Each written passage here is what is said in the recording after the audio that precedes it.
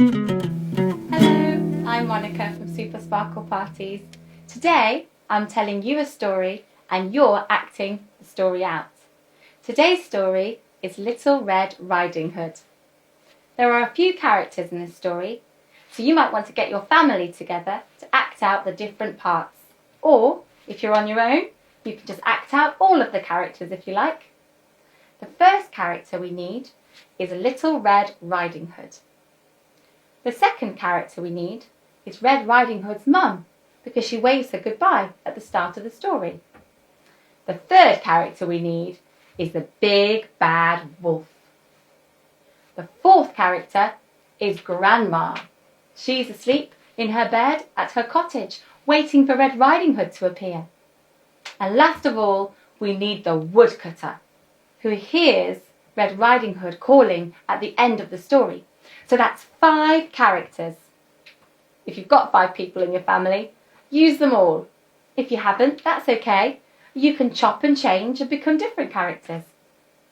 Let's practice being the different characters. Let's start with Red Riding Hood. She's a little girl. She wears a red cloak. Can you think of a pose for Little Red Riding Hood? Whatever you're doing, make that your Red Riding Hood pose.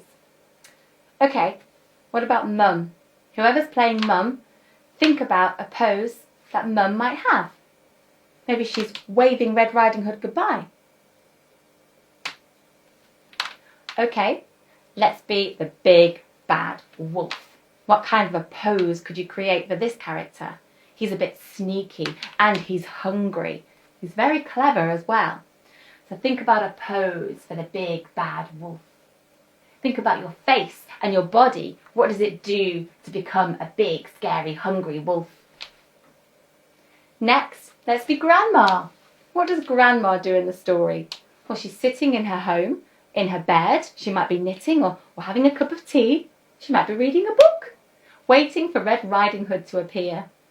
Grandma, think of a nice pose for Grandma. All right, last one. We've got the woodcutter. I imagine he's got an axe, or she. Let's imagine cutting down a tree. The woodcutter hears Red Riding Hood call at the end of the story and goes running to rescue her. There you go. 5 characters. I'm going to start the story now, and you're going to act it out. Let's start with our arms by our side and feet slightly apart, ready to start the story.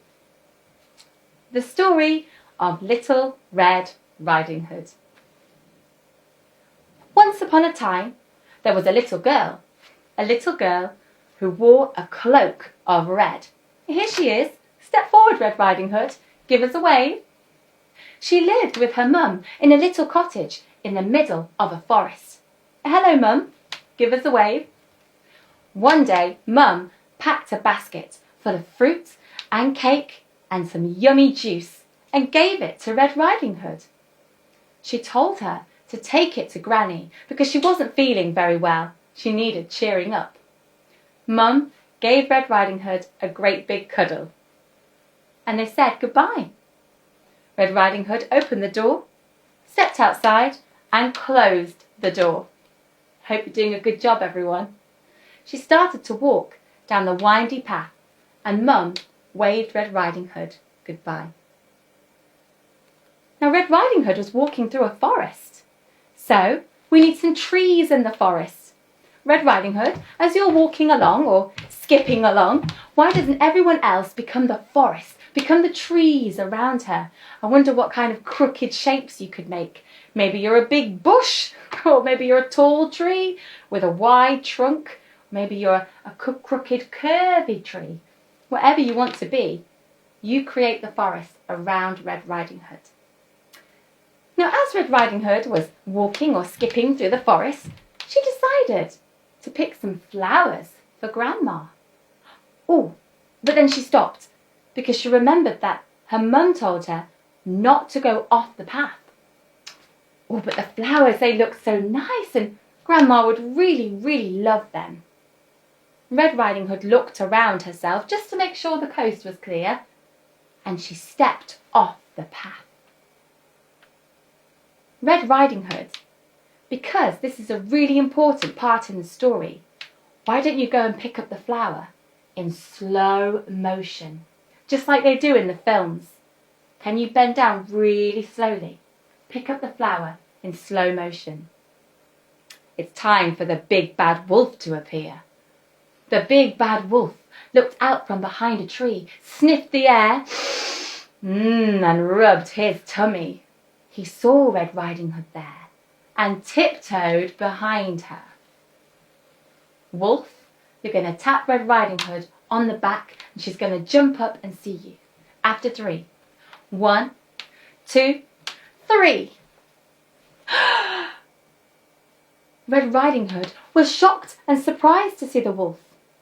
But the wolf just asked her, "Oh, little girl, where are you going here in the forest?" Red Riding Hood told the wolf she was off to her grandma's to make her feel better and cheer her up. So the wolf said, "Oh, of course. Well, take that path there, little girl. That's the quickest way to the cottage at the end of the forest." "Okay," said Red Riding Hood, and she put the flowers in her basket. She turned away from the wolf and carried on skipping through the forest, sticking to the path this time. "Okay, trees, it's time for you to change and become a different part of the forest now.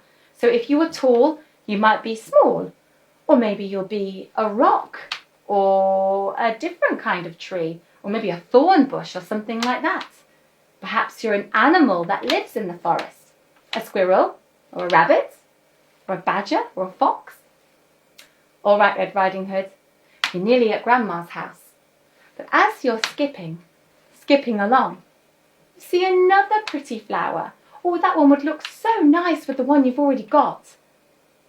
Very carefully, Red Riding Hood stepped off the path and in slow motion bent down to pick it up.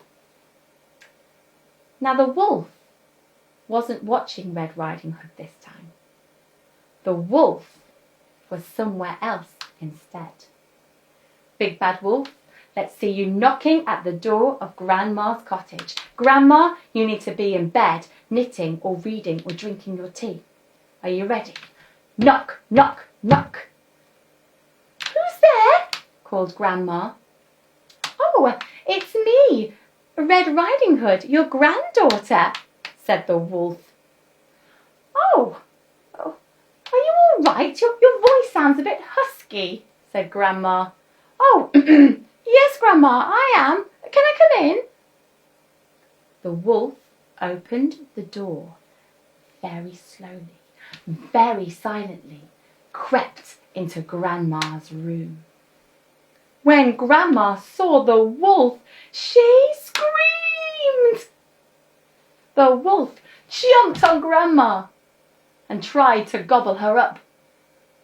But then he heard that Red Riding Hood was on her way.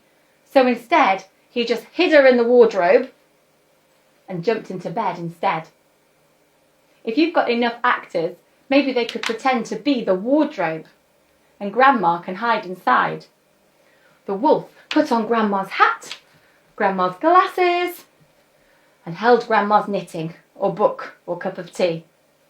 And Red Riding Hood came skipping into the room. "Oh, Grandma!" "Grandma?" said Red Riding Hood. What does she say, everyone? "What big eyes you have!" And the wolf said, "All the better to see you with, my dear." Then Red Riding Hood looked at Grandma's ears. "Grandma, what big ears you have!" And the wolf said, "All the better to hear you with, my dear." And then Red Riding Hood looked at Grandma's very long and very sharp-looking fangs. "Oh, Grandma, what big teeth you have!" And the wolf said, "All the better to eat you with, my dear." And he jumped out of bed and was about to jump on Red Riding Hood and gobble her up, when, far away in the forest, a woodcutter was chopping down wood from a tree. Woodcutter, are you ready? He stopped. He listened. And he threw down his axe and he ran as fast as he could to Grandma's cottage. He burst through the door and he saw the wolf about to gobble up Red Riding Hood. Quick as a flash, he grabbed the wolf and he took him outside. And he told him off. He said, "If you eat Red Riding Hood and Grandma, I'll get my axe and show you what for." So Woodcutter, give that wolf a big telling off. The wolf was so frightened, he was shaking all over his body like a wobbly jelly.